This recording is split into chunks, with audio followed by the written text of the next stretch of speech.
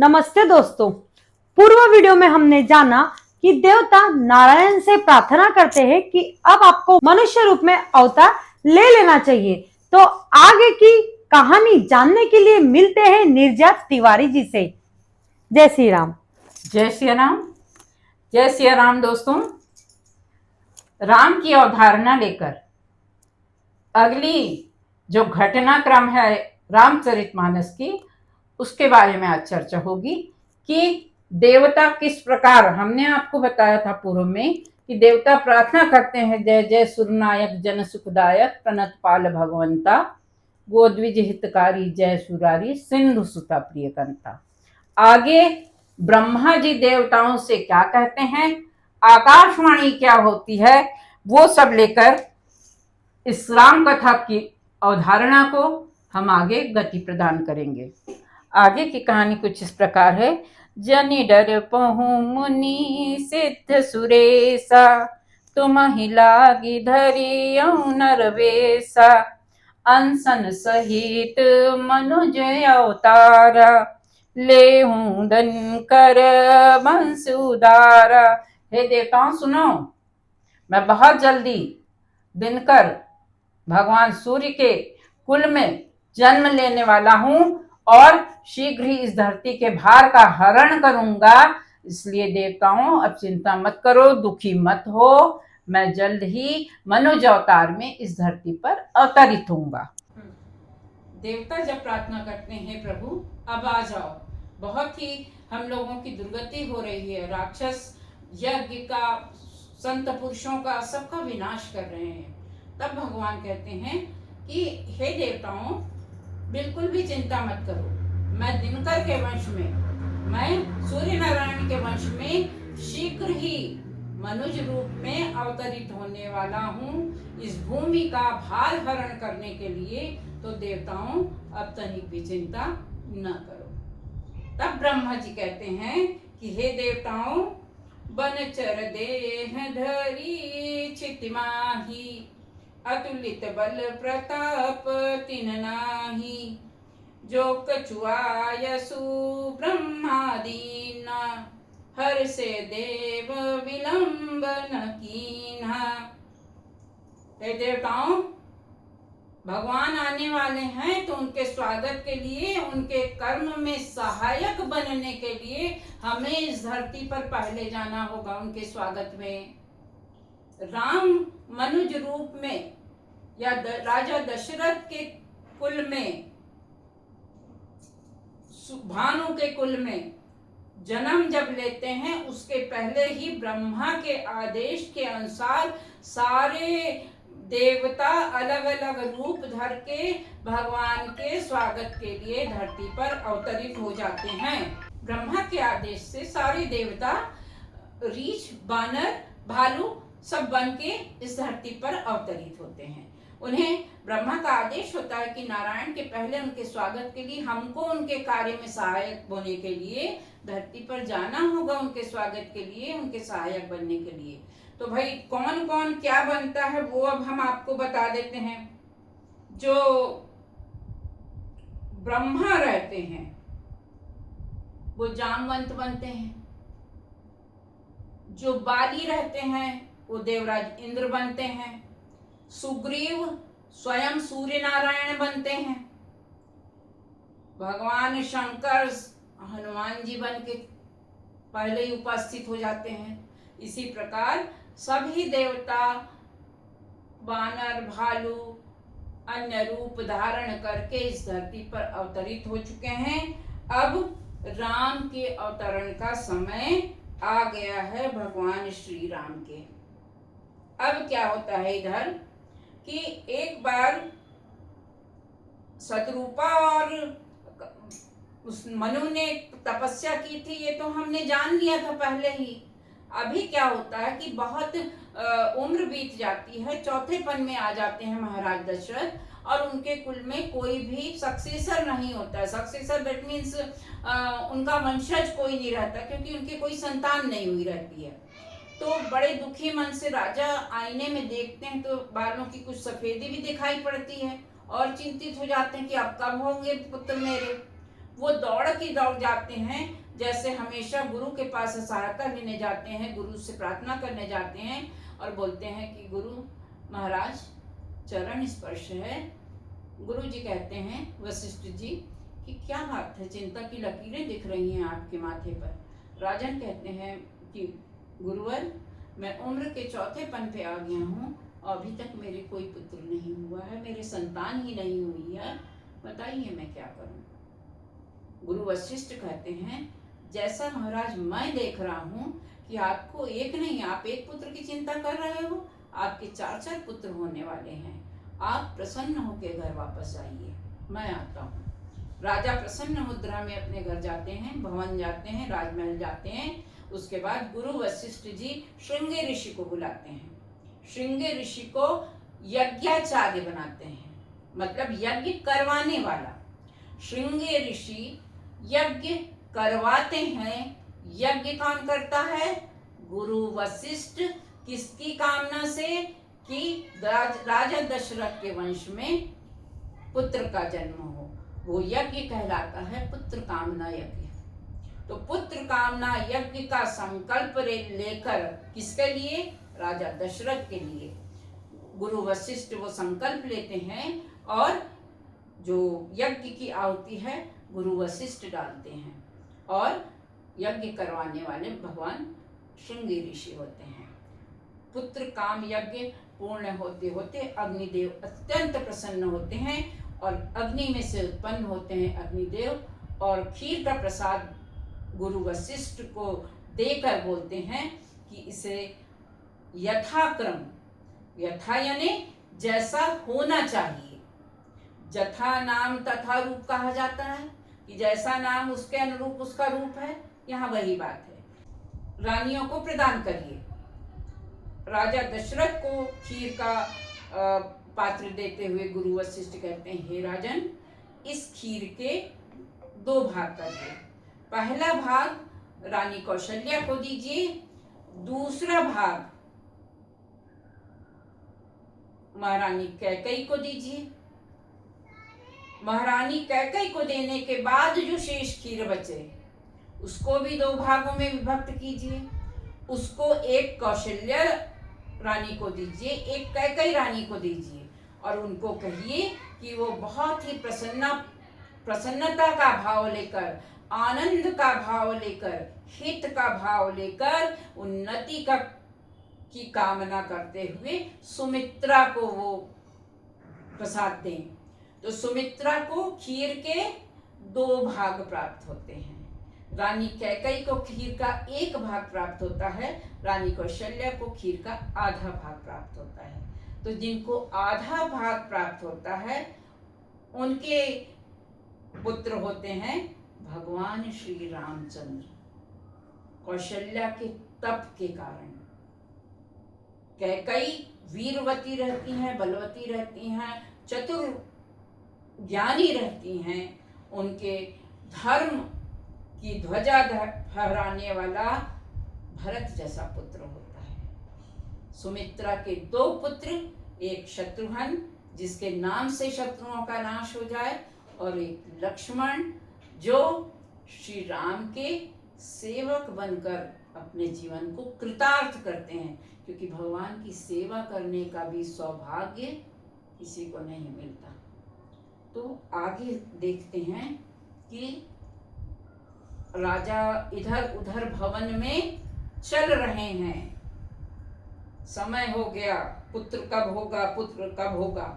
कब होते हैं पुत्र? और 9वीं तिथि मधुमास पुनीता, 9वीं की तिथि है और बढ़िया जो मधुमास है, मौसम न गर्म है न ठंडा है। अप्रैल में अक्सर आती है रामनवमी, है ना, तो न ठंडी रहती है न गर्मी रहती, बीच का मौसम रहता है। तो दिन के ठीक 11:30 बजे पावन काल लोक विश्रामा, शीतल मंद सुरभि बह बाऊ, हर्षित सुर सुमन संतन मन रुचाऊ। श्री राम के जन्म के पूर्व ही शीतल सुगंधित मंद मंद पर्वतों से हवाएं चलने लगती हैं सरयू नदी का जल ऐसा लगता है मानो अमृत की नदी बह रही हो। पर्वतों में मणियां जगमगा जाती हैं, जैसे किसी के आने के, आज हम क्या इसको किस रूप में बोलते हैं कि जैसे किसी के आने से घर का वातावरण बढ़िया हो जाए। हम लोग को लगने लगे कितना पॉजिटिव लगा, वो आया था तो उससे मिल के हमको बहुत अच्छा लगा। और किसी किसी के मिलने से हमारे मन को संतुष्टि वो प्राप्त नहीं होती जो होना चाहिए। होता है ऐसा, हम सबके जीवन में होता है। यहाँ पे वही बात है कि दिव्य प्रकाश, सूर्य, जिनके प्रकाश से सूर्य दैदीप्यमान होते हैं, सूर्य भगवान प्रकाशित होते हैं, उन भगवान श्री रामचंद्र जी के अवतरण का समय आ गया है। अब देखिए 11:30 बजे जो दासी रहती है, कान लगाए रहती है भवन के दरवाजे पर कौशल्या रानी के, अरे सुनाई नहीं दे रहा है, सुनाई नहीं दे रहा है, बड़ी विचलित होती है। राजा बार बार दौड़ के आते हैं और बोलते हैं पुत्र हुआ, पुत्र हुआ, तो दासी इशारे से बोलती अभी नहीं। ठीक मध्य दिवस में एक बहुत दिव्य प्रकाश का पुंज माता कौशल्या के अंक से निकलता है और चतुर्भुज भगवान नारायण अपने दिव्य रूप में माता कौशल्या के सामने प्रकट हो जाते हैं। उस दिव्य रूप को देख के माता बहुत ज्यादा, उनकी आंखें अचंभित होती हैं।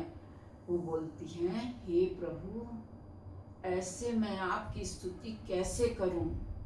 ना आपके आदि का पता है, ना आपके अंत का पता है।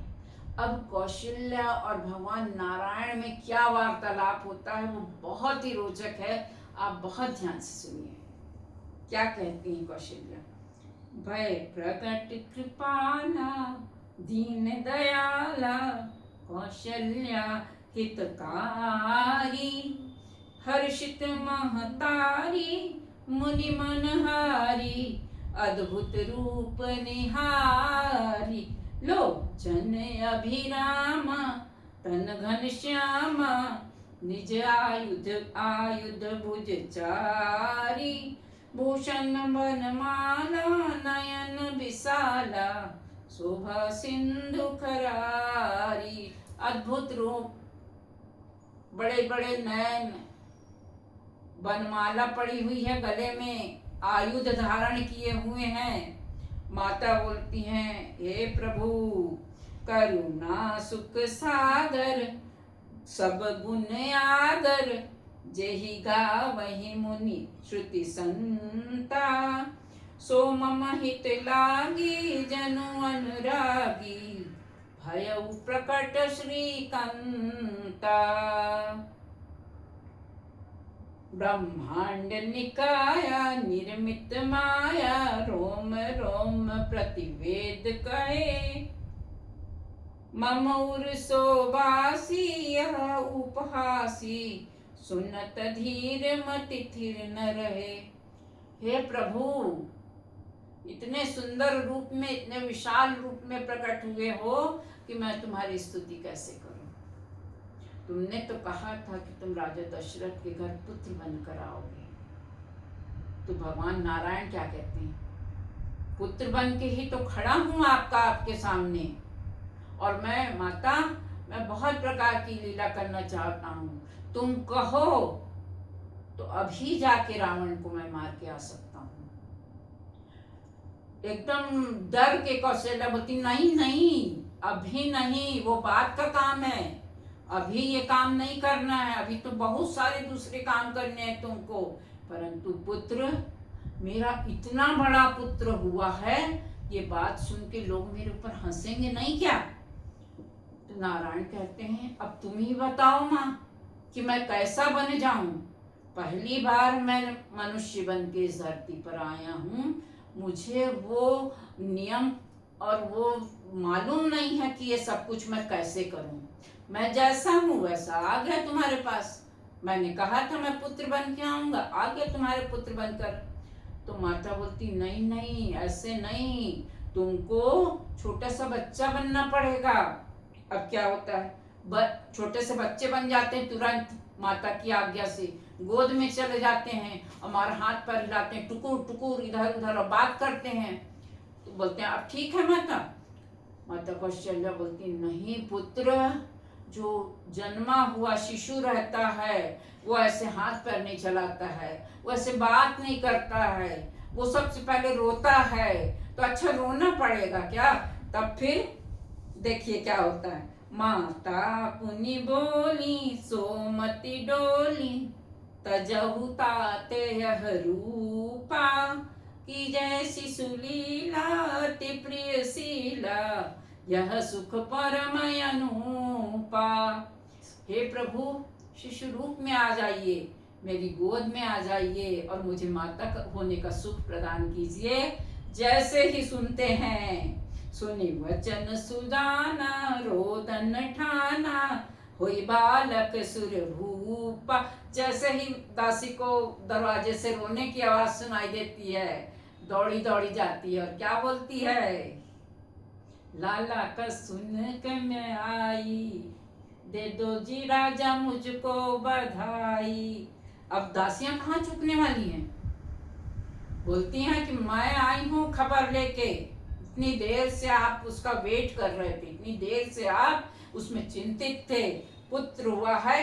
हर दासी, सभी दासियां दौड़ती हैं एक दूसरे को पीछे ढकेलते हुए कि हम पहले बताएं, हमको ज्यादा मिलना चाहिए। राजा दशरथ बोलते हैं खुल गया खजाना, है ना, खजाना खुला है, जिसको जो चाहिए वो ले जाओ। इतने प्रसन्न होते हैं और प्रसन्नता में ये भी भूल जाते हैं कि वो राजा हैं, किसी मतलब इतने धर्म के प्रावीण्य राजा। नंगे पैर दौड़ पड़ते हैं और बाजे वालों को बोलते हैं कब बजाओगे, अभी नहीं बजाओगे, चलो बजाओ।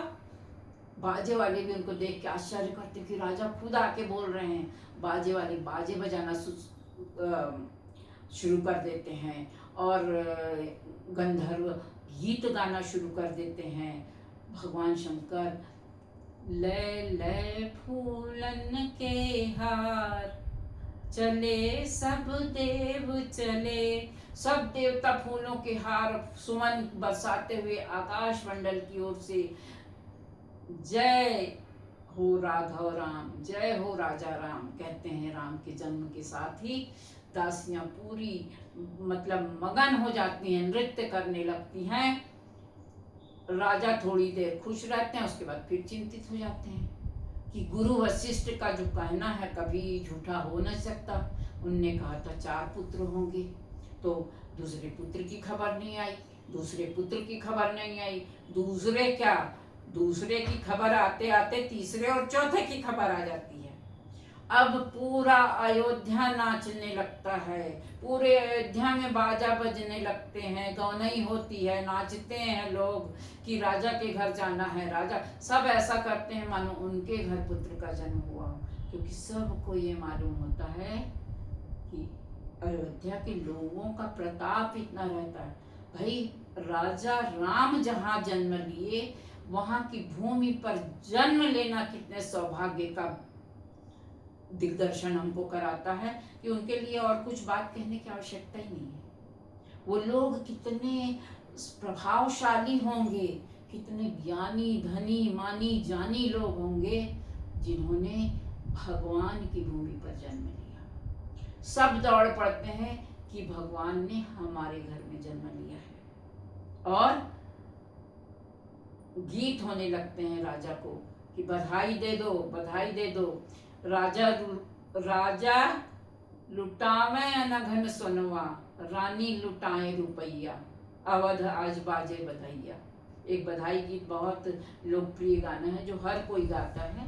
वो इस समय गाया जाता है और खुशी मनाई जाती है। कथा का जब क्रम चलता है तो इस गीत को कथावाचक बड़े प्रेम से और बड़े अच्छे ढंग से सुनाते हैं।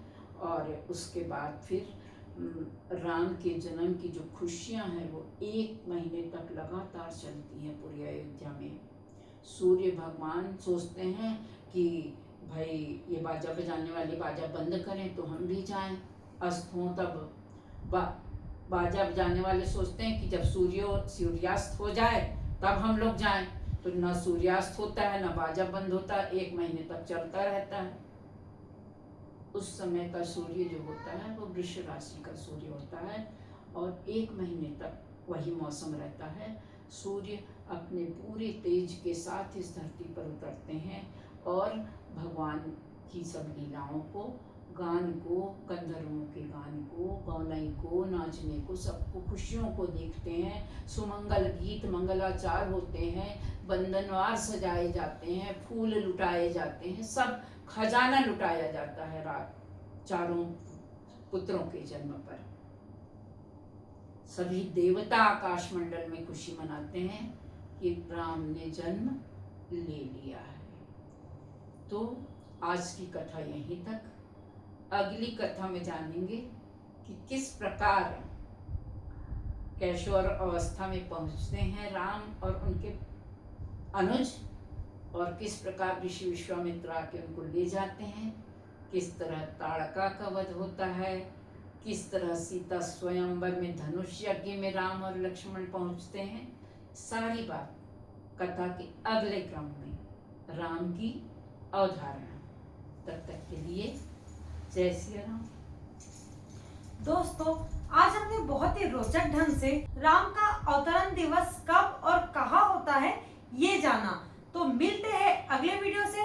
हमारे चैनल से जुड़े रहिए और हमारे वीडियोस आपके पास समय पे पहुंचे, इसलिए बेल आइकॉन न दबाना भूलें। नमस्कार, जय श्री राम।